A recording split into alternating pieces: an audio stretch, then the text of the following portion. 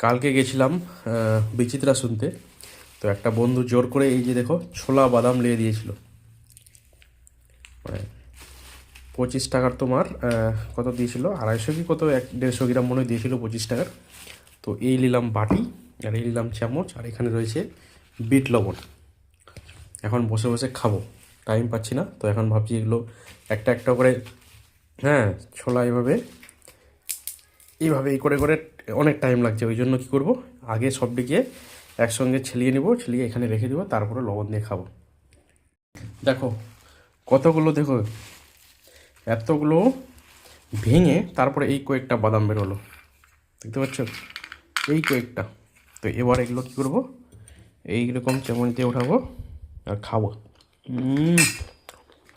আর এরকম আঙুলে লবণ লাগিয়ে খেতে হবে। সত্যি কিন্তু দারুণ, একবার এরকম খেয়ে দেখবেন।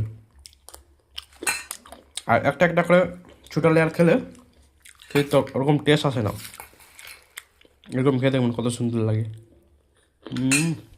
আর এরকম লবণ।